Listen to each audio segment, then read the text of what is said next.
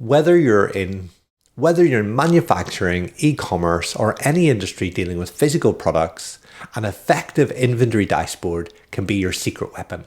Being able to tap into insights about stock levels, their location and distribution, and even supply chain details can be an amazing advantage. Even better, you can make decisions based on real-time data without having to shift through endless manual reports. Hi, I'm Kevin from Budibase. And today we're diving into how to build a dynamic dashboard with even the most complex data with minimal coding. But let's back up a bit. What is a dashboard? Think of dashboards as your digital reporting tools. Like in a car, they update with live data to help you make decisions on what to do next. And the best part is you can adapt them to fit your needs. Use charts, tables, graphs, and other UI elements to help you get the information you need as quickly and seamlessly as possible. So what's our game plan? We're going to create a dashboard made up of 2 pages. One shows the current inventory level, warning us about any stock that might be low. The other zeroes in on the value of our inventory, the total value, where our values spread by item, both in a pie chart and in a bar chart. And it's not just about the present, we can predict how things are going to change over time. Using Budibase, we'll seamlessly connect to a Postgres database, pull in data from a table, and get building. Let's dive in. Whether or not you've signed up for a free cloud account or a self-hosting Budibase, we'll land on this portal page, which allows us to see all the apps that we have and create new ones. I'm going to click on Create New App. I'm going to start from scratch. I'm going to call this my inventory dashboard and create the application. The first thing we'll be invited to do is to integrate our data. Everything starts from data. At Budibase, we want to help you turn your data into action. If you can access your data through a set of API endpoints, a relational or non-relational database, or even a spreadsheet, you can use Budibase to be able to make brilliant UI experiences based on that data. Our data is in a Postgres database, so I'll connect to Postgres and I'll fill in my connection details. I'll fill in my host name, port, the database, the username, and the password. I also set this to be SSL and connect. Once I've connected, I'll be presented with all the tables that exist on this database. There's lots, but I don't need them all. In fact, the only 2 I want to use are the inventory and the sales table. And I'll fetch those tables. That'll fetch the schema for those tables and the current data that exists. I've got full CRUD functionality here. I can create new records, edit and delete current ones and read them as well. The inventory table has 4 columns, our quantity, item name, unit price and ID. We're going to make one change to this table. We're going to add a column that shows the total value for each of these particular stock items. So I'll call it stock value. And this is going to be a formula field. I hit this lightning bolt to create the formula, and I can do it using text with handlebars notation or using JavaScript. As with everything in this video, all of the queries and code are contained in the accompanying blog post. So what I want to do for JavaScript is I want to return the quantity times by the price. I'll confirm. And so my stock value column has the quantity times by the price. So 210 at 970 is 203,700. Amazing. Our sales table is showing the individual sales, what we sold and when. And really the date is probably the most useful display column here. What we sold, how much we sold. Awesome. Now that we have the data sorted out, let's build our first screen. As a reminder, this is what it's going to look like. We'll have this card that's telling us about anything that's low in stock. We'll have a table of stock and stock levels in both the table form and the chart form. And we click on any of these stock levels, we'll see how they're being predicted to change over time based on what we've seen over recent time. Now, to be able to manage this chart, we're going to need to create a custom query because that doesn't exist in the data at the moment. In the data tab, I'll go to Postgres, queries, and I'll create a new query. And I'll call this the out of stock projections. So our query is going to be made up of 3 elements. A common table expression, which is going to talk about the inventory sales. So we're going to join on to a second common table expression, which will be the cumulative sales. And then we'll have a select statement, which is going to tell us the number of days it'll take for the stock to run out. This query, along with everything else, will be in the blog post, but I'll paste it and then we'll look at what's going on. The first part of our query is a common table expression, a CTA, which is going to get the inventory table, join on the sales table, and then extract the item name, the quantity, the date, and the quantity from the sales table. So the inventory quantity is how many items we have left. The sales quantity is how much we sold on a particular date.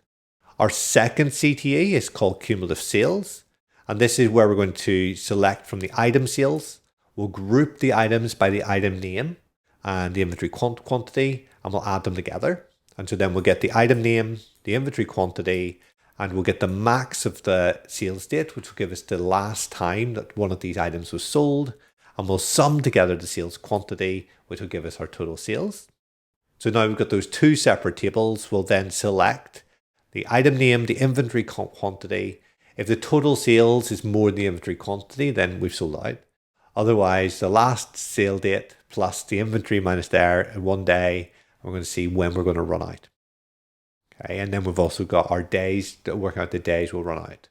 So I'll click the run query, and I'll see for the mixer, it's got an inventory quantity of 441, date when we run out, and the days until we run out. In the schema, I can see, well, this date is actually a date time, so I can change that. Days is actually a number, so I can change that. And then in preview, I can see all of the data that would be returned by that query. So we get lots of information there. That looks pretty cool. So let's save that, and we'll head to the design tab to start building the screen. So I'll click on blank screen. I'll leave the root as blank. And then I can choose the role-based access control. Basic is going to expect someone to be logged in and a member of this application. Public means anyone can see it. And power and admin are both elevated roles within our application. I'm going to leave it at basic and click done. And on this screen, we're going to add 2 horizontal containers. So container 1, and I'll duplicate that to make container 2. Inside of our top component, I'll add a headline. Use a lightning bolt, and I want to have the stock levels on today's date. So I'll say stock levels, and I'll use the helper for date and the format I want it in. So date for now in the format day, month, year. Let's save that.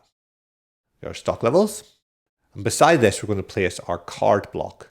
So add a component for card block. So this is a pre-built set of components that gets some data and iterates over it. It's currently iterating over the inventory data.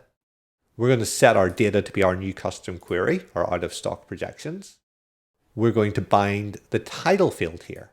For each card, we'll bind to be the item name, and we'll say the subtitle will be running low on stock. We'll get rid of the description. So obviously we don't want the card for everything. We only want it to be shown when it runs low on stock. So to do that, we're going to filter this card block. So I'll click on filters. I'll add a filter. And I'll say when days run out is less than or equal to 31. So within the next month. So we have one item, our excavator, which is running low on stock. This container block allows me to orient things horizontally. So there we go. So then the cards will be stacked along here as we get more of them. Brill. Next, we're going to add a table block inside of our second container.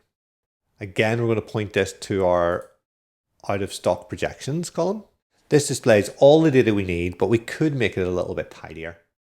We'll start by editing the displayed columns here. Go to all columns. Let's get rid of the current quantity. We're going to see that in the graph to the right. And let's rename these fields. So item, days until run out. Let's save that. Looks a bit tidier. But we also want this only to take up half of the screen. So go to styles and I'll set the width to be 50%. This just has a number. It does say days up here, but it might be helpful to actually say days. So back in the columns, I'm going to hit the cog here beside days running out. And where it says value here, I'm going to do value days, which I think makes it a little bit more readable. Next, we want to display the stock forecast for each of these items when we click on them. To do this, we'll need to create another blank screen that we're going to have pop up when we need it. I'm going to say it's going to be projection, and then we need a dynamic part to that path, so I'll call it item name. I'll continue. And on this screen, I'm going to turn off the navigation, and the only thing this is going to show is a line graph displaying our projected inventory levels. But to be able to do that, we're going to need another custom query. So I go to Data, Postgres, Queries, Create New Query. And I'm going to call this Per Item Projection, Per Item. So this will be similar to our previous query with a few important differences. We'll start off with a CTE that's going to work out the monthly average sales, where we're going to, from the sales, get the group by item name and find the average for the monthly sales. We'll have a second CTE where we'll extract the inventory data from the inventory table, so item name, quantity, and unit price.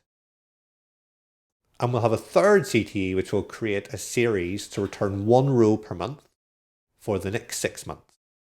Okay, so find a row which is taking today, the month today, up to the month in 6 months' time in intervals of 1 month. With those three things in place, we'll then build our query. We'll cross join with we'll get the inventory table, which will cross join with the projections and left join with monthly averages, and we'll order by item name and projection. And then the data we'll get the item name from the inventory table, the projection month.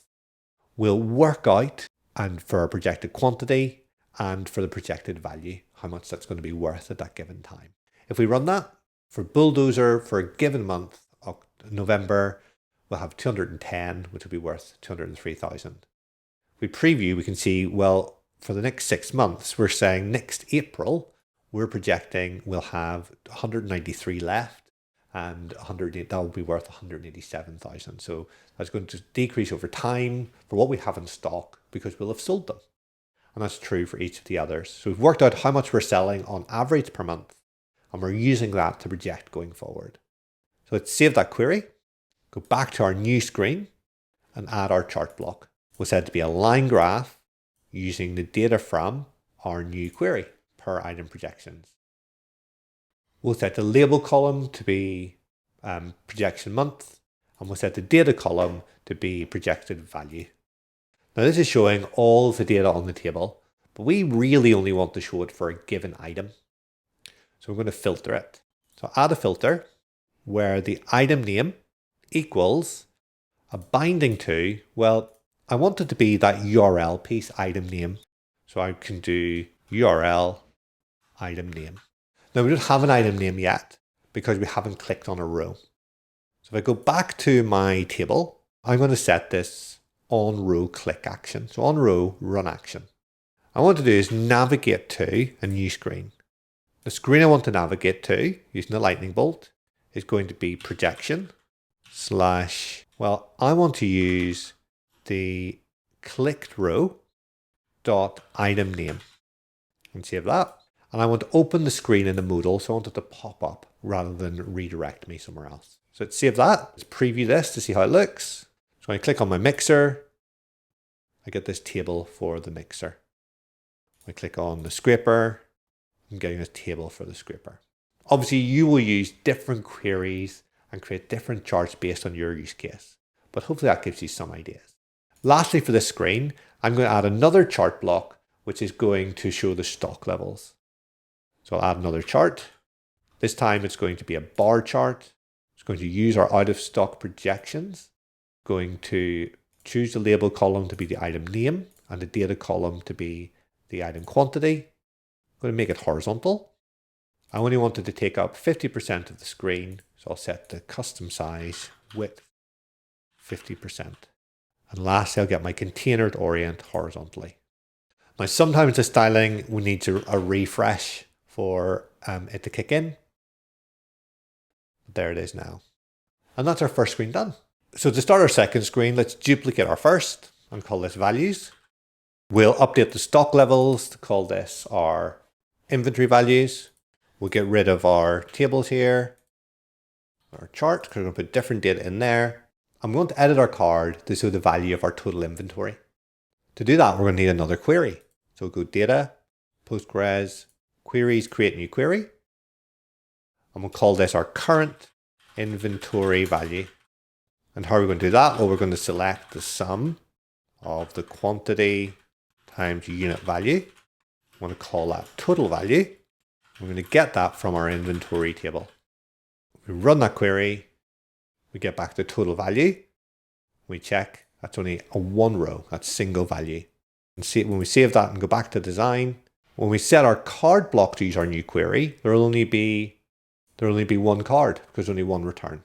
We'll need to remove the filters, and then we'll set the title to be the dollars and then our inventory value. So we'll set our title to be total value of stock, or current value of stock. Cool. So remember what we're building here. We've done this first bit. We now have two charts side by side, our value projection over time of our total projected value and our total value by item, little pie chart here. So let's build that. We'll need a inventory value projection query. So we'll call this an inventory value projection. I'll copy and paste the query, have lots of similar details as previous ones. We'll have a CTA, which is going to work out the monthly average sales by getting the item name, the average quantity. We'll have a second CTA, which is going to work out to get the data from the inventory table, so item name, quantity, and unit price. We'll create another CTA for projection months, which is going to create a series of month dates for the next 6 months. And then we'll join all those tables together. We'll group them by the projection month and we'll order them by the projection month. And that allows us to add together the totals. So we're able to get the total projected value for a given month that we can then graph. So if I run this query, we can see that for the projected month, November, my total projected value is 1,653,000. And I can see over time it's going down because we're selling stock. That's why it's going down. So there's other things that are going up in value, but this one's going down. So I'll save that and go back to my design tab. I will add a chart block. I will make a line graph, which is going to listen to our inventory value projections. I'll set the label column to be the projected month and the value column to be the total projected value. And there we have over time. Okay, so it's taking up the full width. So let's set the style to be width 50%. I'll refresh so it takes into effect. So beside this graph, I want to put a pie chart that shows the total value for each individual item. So we already worked that out in a formula column earlier. So we can add another chart block. We'll set this as a pie chart with the data to our inventory table. The label is going to be the item name and the data is going to be our stock value. Set the height to be 600 pixels and the width to be 50%. And save. And set our container to be horizontal. And again, sometimes we need to refresh the page to update the styling on the back end. There we go. Lastly, we want to place a bar chart at the bottom of the screen to display the average number of sales for each item in our inventory table. And that's going to need a custom query. So Postgres query, create new query. And again, I'll copy and paste my query in. I have a CTA, which is going to call monthly sales, which is going to group together from the sales table, the item name and the month. It's going to find out the item name, the month, and add them together. And then we get our monthly averages, which is going to look at that monthly sales table. It's going to get the item name, we get the sale year, the sale month, and the average monthly sales. And then we're going to do some rounding. We'll get the item name and then the average monthly sales. So I'll run that query. We can see the excavator is 14. We're getting 1 for each of the queries. And we'll call this average monthly sales. We'll save. If we go back to our design tab then, let's add a new chart to the bottom. This chart is going to be a bar chart. Its data is going to be our average monthly sales. Its label is going to be the item name, and its data is going to be our average monthly sales. And there we go. To wrap up, we might make a few changes to our UX. First, we want to add the links to the top. So we go to navigation, configure links. We don't want the link to the projection. We want a link to the home. We'll link to stock levels and value and stock values, which is going to our value screen. Save. And finally, we'll change our theme to Nord. So we'll go to screen, theme, and Nord. And there we go. Even if your business isn't selling bulldozers and scrapers, I hope you can see how an inventory dashboard could make your operation more efficient. We'd love to know what you build. Comment below and let us know. We look forward to seeing you around here soon. Thanks. Bye.